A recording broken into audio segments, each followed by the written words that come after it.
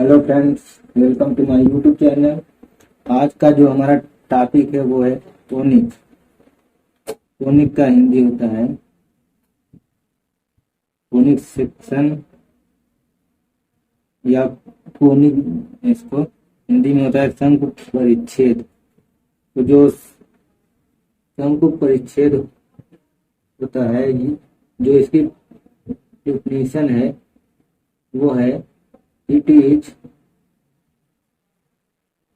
locus of a point whose ratio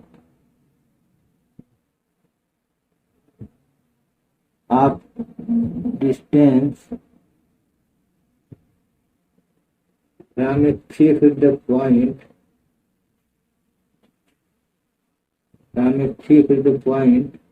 and fixed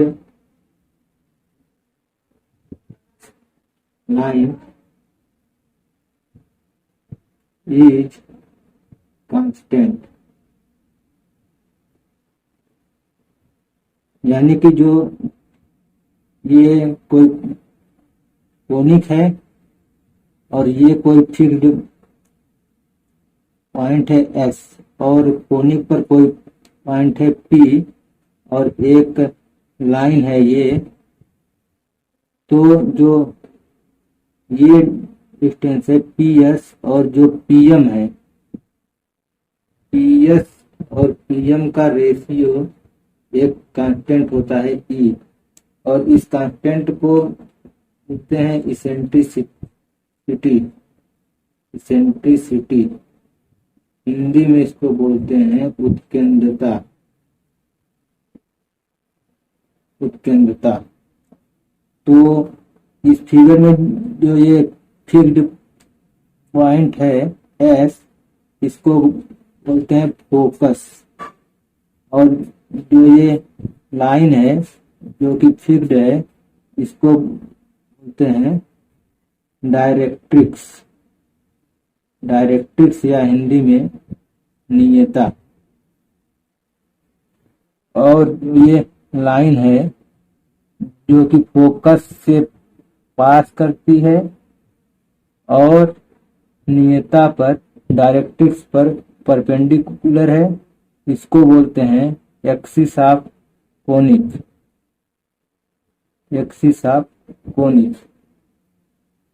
और जो इसमें कुछ डिफिनेशंस हैं वो है कि जो ये कोनिक है ये एक्सिस को जिस पॉइंट पर कट करता है, जो ये पॉइंट है इसको बोलते हैं वर्टेक्स या हिंदी में फिक्स।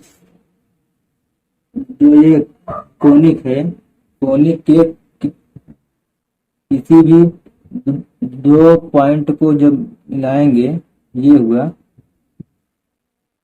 इसको मानते हैं ये है एल डैश। तो जो एल डैश है इसको बोलते हैं कार्ड। और यदि ये जो कार्ड है ये फोकस से पास करती है और एक्सिस ऑफ कोनिक पर परपेंडिकुलर होती है, तो इसको बोलते हैं लेटस रेक्टम। एन डैश को बोलते हैं लेटस रेक्टम या हिंदी में नाभिलंब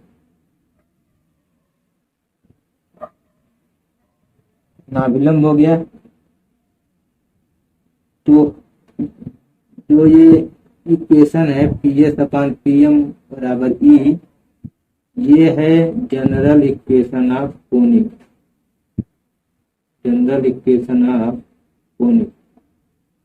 तो ये जो कांस्टेंट है ई, इसकी वैल्यू यदि 1 है तो कोनिक पैराबोला होगा,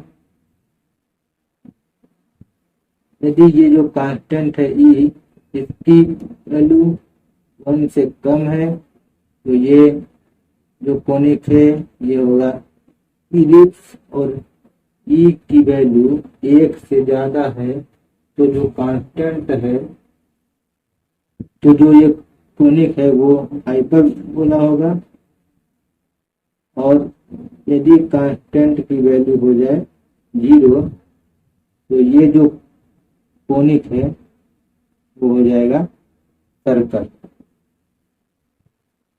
तो हम लोग अब इस कोनिक का जो जनरल इक्वेशन होगा, यदि हम लोगों को फोकस पता हो और डायरेक्ट्रिक्स पता हो तो हम लोग अब इस कोनिक का जनरल इक्वेशन फाइंड करते हैं। तो हम लोगों को यदि जो फोकस है कोनिक का वो दिया हुआ है अल्फा बीटा, और जो कोनिक की जो डायरेक्ट्रिक्स है उसका इक्वेशन दिया हुआ है ax plus b y plus c बराबर 0। तो हम लोगों को कोनिक का इक्वेशन फाइंड करना है, तो हम लोगों को पता है कि P S upon P M बराबर ई होता है। तो हम लोग कोनिक पर कोई पॉइंट ले लेते हैं पी, इसका कोऑर्डिनेट है एच कामा के। तो P S upon P M, P S upon P M बराबर ई, ये होता है कोनिक का जनरल इक्वेशन। तो पी एस हम लोग फाइंड करेंगे और पी एम फाइंड करेंगे, तो यहाँ से हो जाएगा पी एस बराबर ई इंटू पी एम। तो पी एस कितना हो जाएगा, रूट एच माइनस अल्फा का whole square plus k minus beta का होल स्क्वायर बराबर ई इंटू पी एम कितना होगा, पॉइंट एच कामा के से line a x plus b y plus c बराबर 0 की दूरी। तो ये कितना हो जाएगा, a h plus b k plus c upon under root a square plus b square. तो अब इसको सॉल्व करते हैं। सॉल्व करने के लिए दोनों साइड स्क्वायर करेंगे, तो दोनों साइड स्क्वायर करेंगे तो आएगा एच माइनस अल्फा का whole square plus k minus beta का होल स्क्वायर बराबर e square into a h plus b k plus c का whole square upon a square plus b square. तो जो conic होता है ऐसे पॉइंट का लोकस होता है, तो पी पॉइंट का लोकस फाइंड करने के लिए एच के स्थान पे हम लोग एक्स कामा वाई रखेंगे। तो एच के स्थान पे एक्स कामा वाई रखेंगे तो आएगा एक्स माइनस अल्फा का whole square plus y minus beta का होल स्क्वायर बराबर e square into a x plus b y plus c का whole square upon a square plus b square. ये हो जाएगा पॉइंट पी का locus. तो इसको सॉल्व करेंगे तो कुछ इस टाइप का इक्वेशन आएगा, a x square plus b y square plus 2xy plus 2gx plus 2fy plus c बराबर 0। तो ये होगा कोनिक का जनरल इक्वेशन। तो अब इस इक्वेशन के आधार पर हम लोग कोनिक को क्लासिफाई करेंगे। तो अब आगे देखते हैं इसके। तो अब इस इक्वेशन के आधार पर हम लोग कोनिक को क्लासिफाई करते हैं। तो इसके लिए एक नोटेशन होता है यूज, डेल्टा बराबर, ये नोटेशन है A B C plus 2fgh minus A F square minus B G square minus C H square बराबर 0। तो हम लोग कोनिक को क्लासिफाई करते हैं तो पहला जो क्लासिफिकेशन है, ये जो कोनिक आया है ये वाला, ये पेयर ऑफ लाइन होगा, पेयर ऑफ लाइन होगा यदि डेल्टा की वैल्यू मतलब A B C plus 2f minus AF square minus BG square minus CH square की वैल्यू 0 हो जाए तो ये जो इक्वेशन है ये पेयर ऑफ लाइन होगा। दूसरी जो कंडीशन है, ये जो इक्वेशन है ये सर्कल होगा यदि डेल्टा की वैल्यू नॉन जीरो हो और एक्स स्क्वायर और वाई स्क्वायर का जो कोफिशिएंट है दोनों सेम हो और एच की वैल्यू 0, तो ये जो कोनिक का इक्वेशन है ये सर्कल को सूचित करेगा। तीसरा जो है पैराबोला, पैराबोला होगा यदि डेल्टा नॉन जीरो हो और H square minus A B की वैल्यू 0, और जो चौथा है इलिप्स होगा यदि डेल्टा की वैल्यू नॉन जीरो हो और H square minus A be less than 0 हो। और पांचवी जो है वो है हाइपरबोला होगा यदि डेल्टा नॉन जीरो हो और H square minus A be greater than 0 हो। और जो छठवां है वो है रेक्टेंगुलर हाइपरबोला। रेक्टेंगुलर हाइपरबोला होगा यदि डेल्टा नॉन जीरो हो और H square minus A be greater than 0 हो और एक कंडीशन होगी इसके साथ कि ए प्लस बी बराबर 0 या ए बराबर माइनस बी, तो ये जो इक्वेशन है वो रेक्टेंगुलर हाइपरबोला हो जाएगा। तो एक एग्जाम्पल करते हैं हम लोग। एग्जाम्पल है